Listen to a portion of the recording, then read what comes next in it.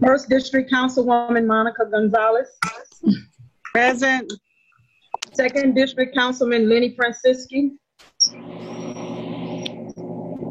Third District Councilman Terrence Hill. Present. Fourth District Councilwoman Stacy Winfield. Present. Sixth District Councilwoman Gilda Orange. Councilman at Large Dwayne Rancifer. Present. Councilman at Large Emiliano Perez. Present. Councilman at Large Kenneth Monroe. Present. Council President Robert Garcia. Present. Any minutes, clerk? Regular meeting Monday, May 11, 2020. Is there a motion to pass? So moved.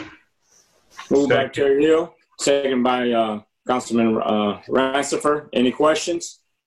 Hearing no questions, roll call. Gonzalez, Yes. Hill, Yes. Winfield, Yes. Rancifer, Yes. Perez, Yes.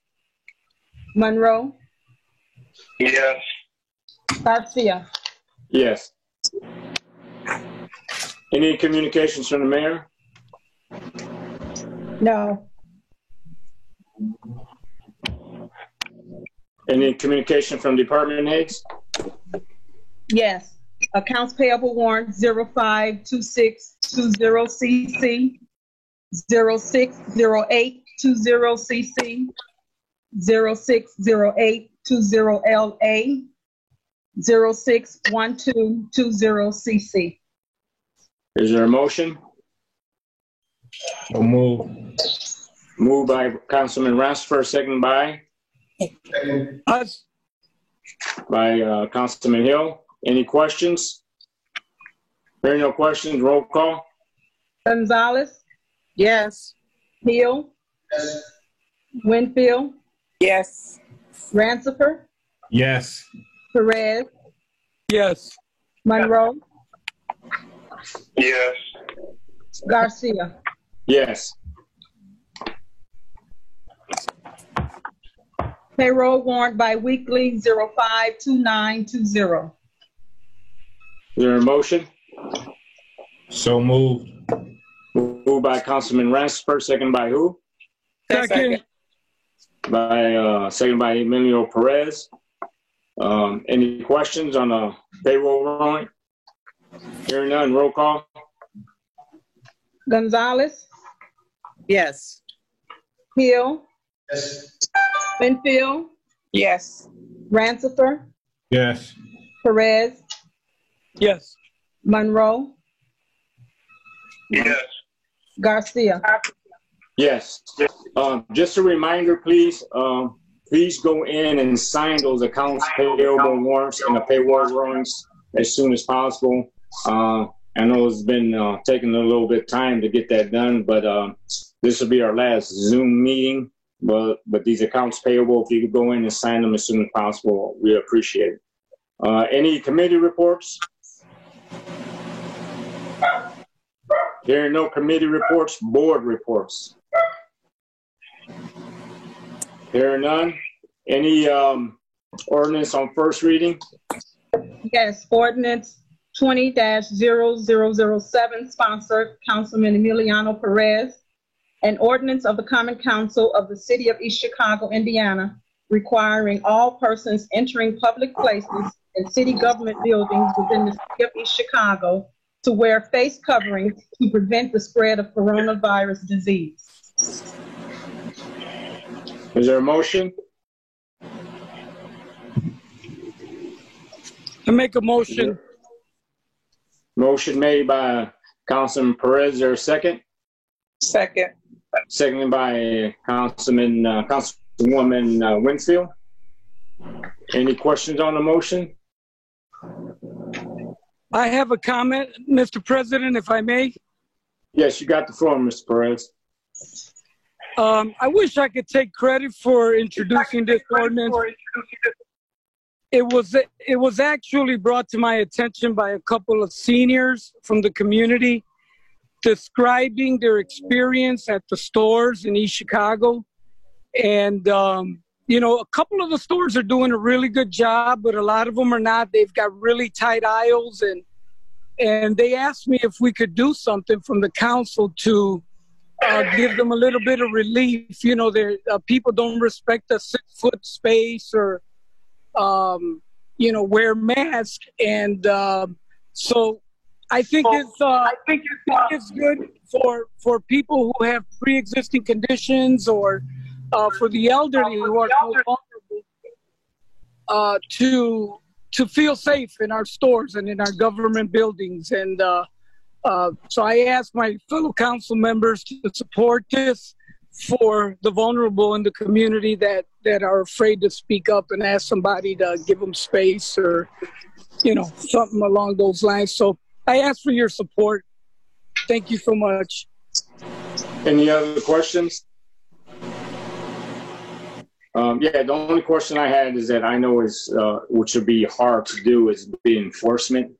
And that's the first thing that I'm pretty sure once we get this passed, I'm pretty sure everybody's got the same questions that I got with residents calling why some people ain't wearing masks in stores and stuff like that. So I know enforcement is going to be hard on that, but a lot of stores are doing real good.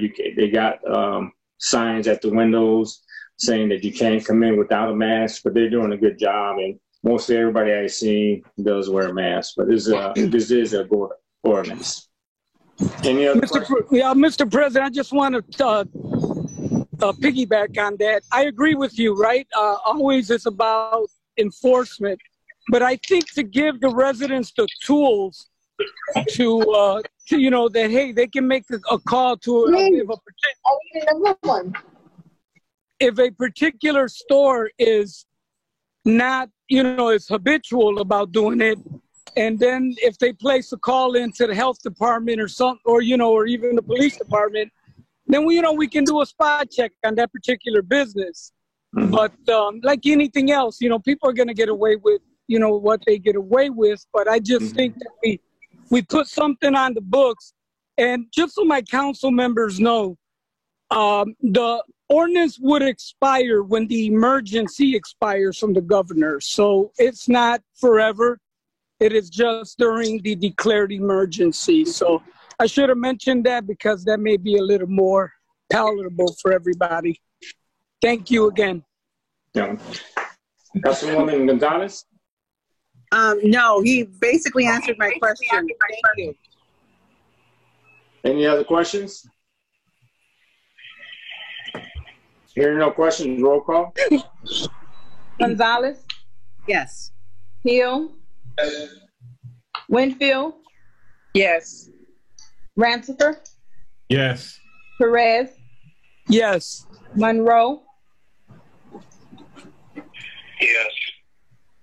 Garcia? Yes. I think this is an excellent ordinance. If somebody wants to make a motion to suspend the rules and hear it on second and third, I think it'd be a great idea if everybody agrees. I'll make the motion. I second it. All right, motion is to suspend the rules to hear it on second and third reading. Any questions? Roll call. Gonzalez? Yes. I'm sorry. Hill? Yes. Winfield? Yes. Rancifer?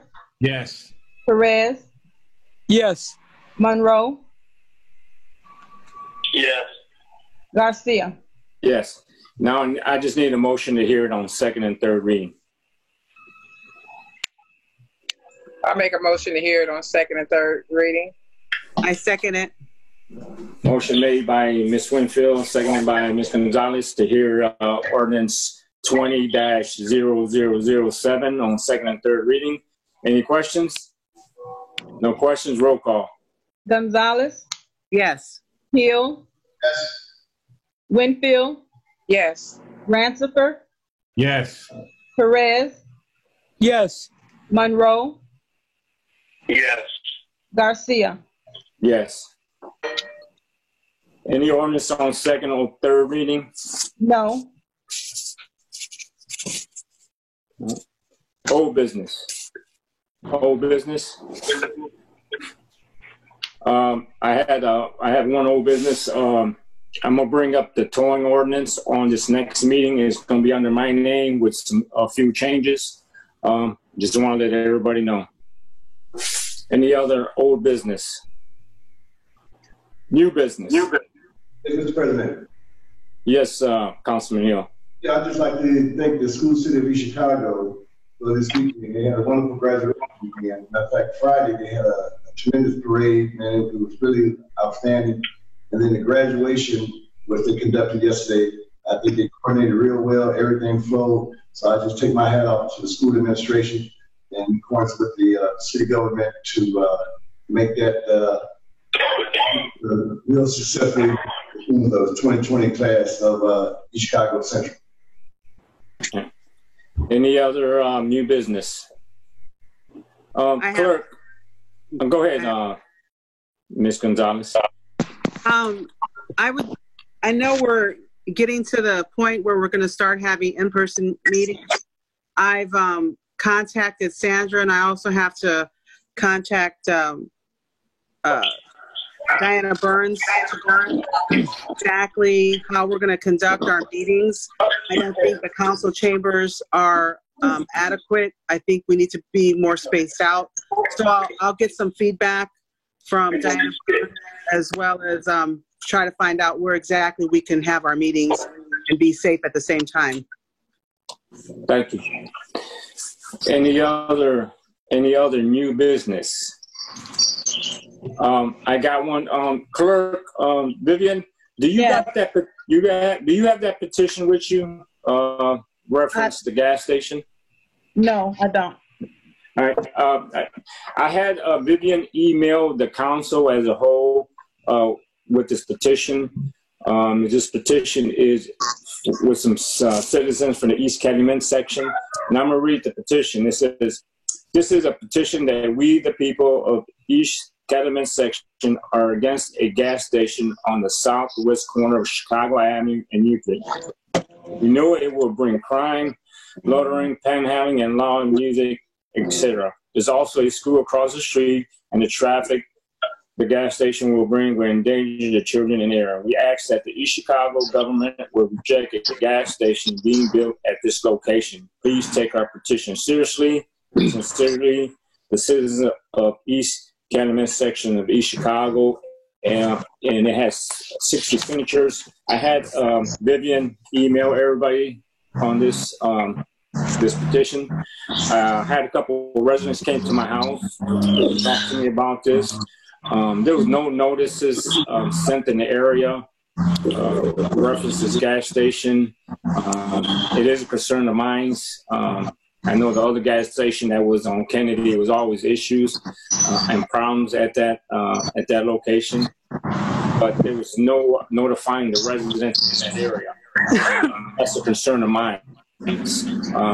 Elida, if we could send, I don't know if it's business or planning, a letter how this gas station came about and why they didn't send citizens in that location a letter. This is for the new gas station that they're planning on building? Yes. The Okay. gas station. I'll get more details from you when we're done with the meeting, along with the other letter. Mr. President, Yes, Ms. Winfield. you did ask for Mr. Morrisroe to come to this meeting, did you not? No, not this one here. I thought at our last meeting you asked for him to come. He was going to send. No. Well, I might have. I just missed it in my notes. Okay. Yeah, if he could come, because it did not go in front of the BZA board, is what I'm told. It does not have to go in front of the BZA board.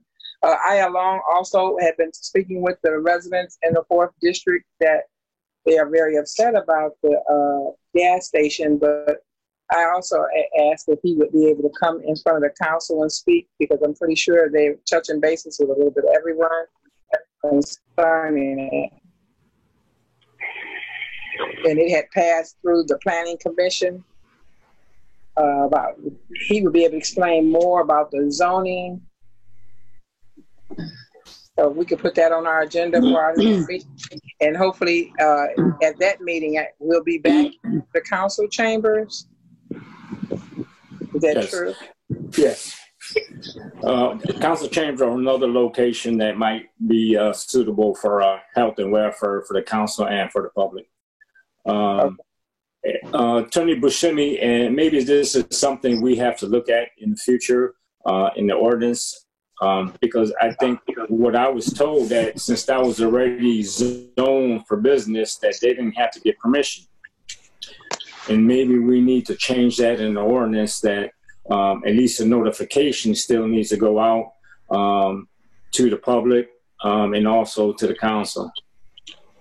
Yeah, Mr. President and members of the council, you're correct, Mr. President. If the zoning permits already the use of a gas station at that location, then there really is no legal jurisdiction for the council to question that use decision, because that's already a pre-decided thing. There would be other alternate methods, though, to have a better line of communication with council members so that council members can intelligently communicate with their own constituents when these matters, when a new business that's permitted by zoning comes to use that's controversial in an area. So we certainly can look at some method that's legal for the council to be involved, but at the same time, not exceeding our authority to oversee what the Plan Commission or the Planning Department does. Yeah, no, I agree with you, but I'm talking about notification, at least notification to the residents and to the council. Understood. Also, Elida, if you could write a letter to the HR, I would like to know how many city workers has been affected by the COVID-19. I do not need names. I do not need addresses. I just want to know how many people, city workers, has been affected. 2 more people in the street department last week got infected. The street department's been taking a pretty hard hit with this pandemic. I think there's other things that can be done to prevent so much spread in one department. But I'd like to know if citywide city workers, how many has been affected. So you want to know the total do you want it broken down by department, or do you want the total number? Total and broken down by the departments. Okay, we'll do. Anybody has any more new business? Yeah, Mr. President. Yes. Graduation, I feel should mention the entire city of graduates. We have graduates not only from Central, but we have from our other schools. So I want to thank all the graduates. And another thing about the gas station, do we know who's the owner and what the name of the gas station that is trying to be put there? I don't know them personally. Like I said, that was done through, I think, the Planning Commission. Is that correct, Ms. Winfield? Yes. And James Portalatine. So if we could ask James Portalatine to come, because he also presented to the Planning Commission, he would be able to tell you who it is. Mr. President, back in the days, the gas station that's across the street from City Hall, he was trying to do something. I don't know if that's the same person trying to do it again or somebody new. We just need to know that information. Thank you. Yeah. Any other new business? Mr. President. Yes. It's not really new business, it's old business, just a follow-up for the information of the council members. I had reported to the council that the governor's office had contacted me in response to the council's letter requesting that the governor declare a disaster emergency with respect to the record flooding that occurred, including the damage to residents and homeowners' basements. The governor's office, in turn, has forwarded the matter to the appropriate state agency, the Indiana Department of Homeland Security. I spoke with their general counsel, Jonathan Witham, today. I'm putting Mr. Witham now, at this point, directly in touch with Attorney Carla Morgan and the mayor's office so that those individuals can provide whatever information is needed by the Department of Homeland Security in order to evaluate the request that was generated by the City Council for assistance. No promises have been made. There's no indication at this early stage whether there will or will not be any financial assistance to homeowners. So I want all council members to be clear. This was a discussion saying, we have your request. We would like to receive information, and then we will evaluate the request. But there's been a prompt response by Governor's office and by Homeland Security, and we'll refer them now to the Mayor's office so information can be provided on behalf of the city. And that progress has been made because the council has made that request for that help. Yes. Also, Mr. Buscemi, can you give everybody an update on the litigation referenced fire department? Yeah, I'll do that in a confidential communication, Mr. President. That would be the appropriate way, confidential email communication. That'd be the appropriate way for me to do that. Okay. Also, Councilman Perez. Yes. I know we're hitting June now. I know we're starting to hit the budget season. Any plans on meetings? I was actually going to, I've been reviewing 2019's budget because, as everybody knows, we are operating under 2019's budget, and I will be having a Finance Committee meeting shortly. I'm hoping to have one Thursday or Friday of this week. I will call the appropriate members and see their availability, but I wanted to have all of the information kind of summarized for them, show them how I got it, and I just didn't want to have a meeting just to not be productive. So I've been spending the last 3 days going over that budget item by item, department by department, and I will be having a committee meeting, like I said, if not later this week, very early next week. But I will get with the appropriate members and see their availability. It's important to have all of the finance committee members at the meeting. So, but I will. Yes, sir. We're on it. Thank you. Also, Steve Dalton, tax draws. Residents have to pay their taxes in July or June? July is when they need to pay their taxes if they don't want to have a penalty.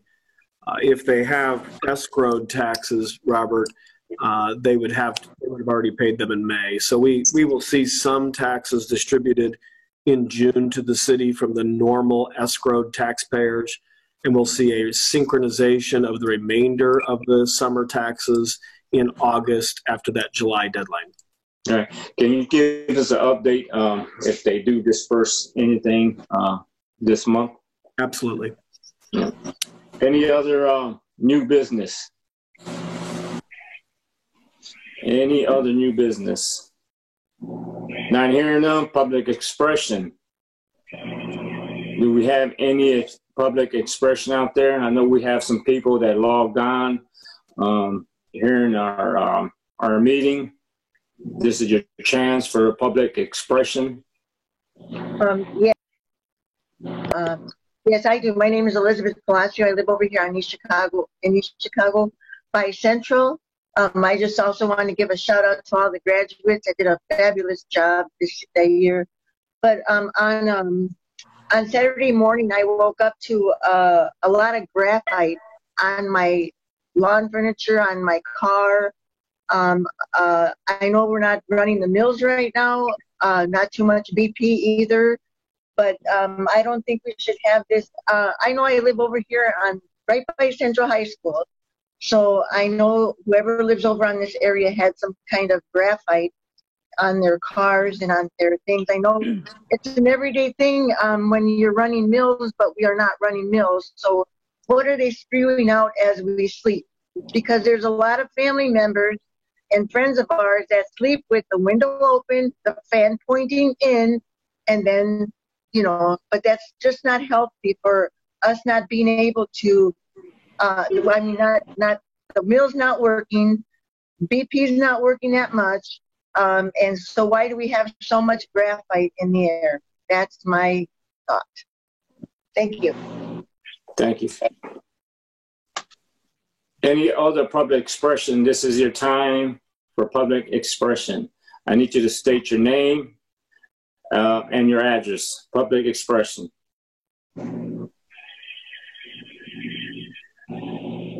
Any public expression? Going once. Public expression going twice. Well, that's the end of public expression portion. Is there a motion for adjournment? Motion to adjourn. Moved by Councilman Monroe, second by Councilman Hill. Any questions? Hearing none, roll call.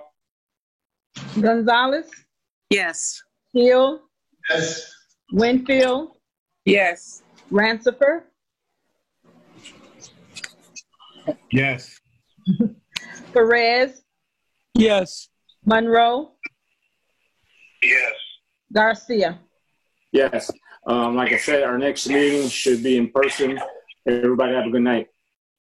Thank you. All right.